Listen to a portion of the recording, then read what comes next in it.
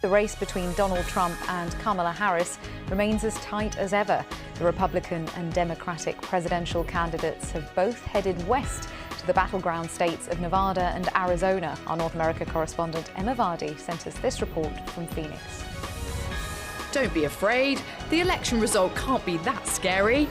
Or can it? Who I think is going to win, it's probably going to be Trump. I hope Harris. I have to say very close Trump. Definitely ready for it all to be over. Kamala Harris came to Arizona particularly to reach Latino voters, who make up a quarter of the electorate here. And she's continued to characterize this race as a fight for women's rights. Donald Trump's not done. Did everyone hear what he just said yesterday? That he will do what he wants, quote, and here's where I'm going to quote, whether the women like it or not. Democrats are hoping that Kamala Harris is going to have the edge with female voters that could prove to be the winning margin. I'm 75 years old and I've never gone to a rally. I've never been proactive as far as a race, and I would do anything here. So in my life, I see a woman leading our country. I have this gut feeling that she's going to surprise the heck out of us all, and she's going to take more votes than we realize. Donald J. Trump. Donald Trump, who's trying to win back Arizona, appeared on stage being interviewed by the controversial former Fox News host Tucker Carlson. We do have an enemy from within. We have some very bad people.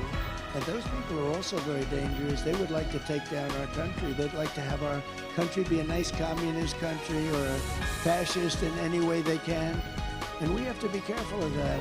Immigration and the economy continue to be the top issues for his supporters. Donald Trump, 2024. I like Trump. I liked him the first time around. He's authentic. He's real.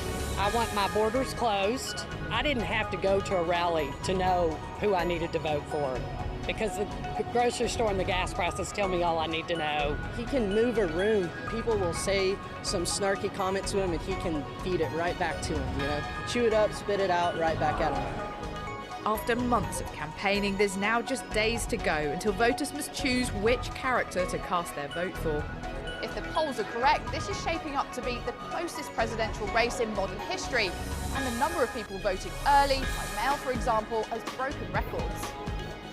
As each side puts the finishing touches to their campaigns, they know it's battleground states like this that could throw up the nasty surprises. Emma Vardy, BBC News, Arizona.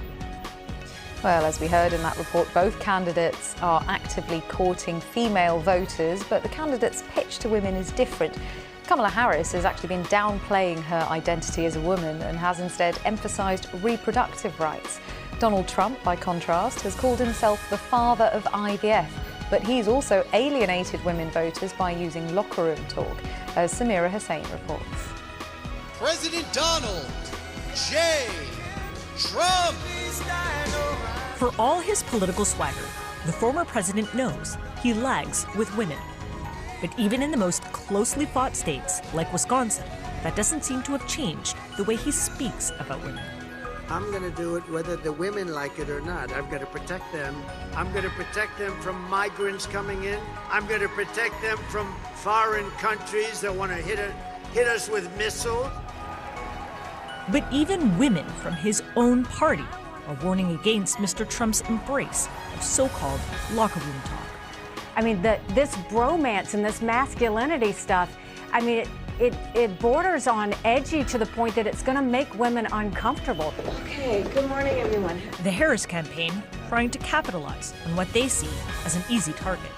It actually is, I think, very offensive to women in terms of not understanding their agency, their authority, their right, and their ability to make decisions about their own lives. Hillary Clinton, the only other woman to have made it this close to the presidency, made being a woman a centerpiece of her campaign. Kamala Harris hasn't done that.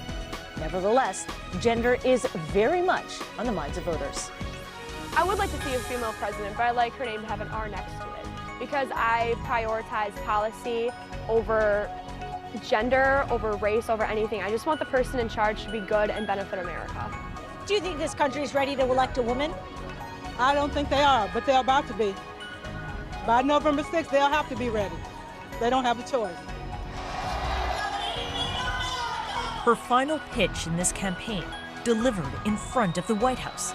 But is the electorate willing to put her in it? Samira Hussein, BBC News, Washington.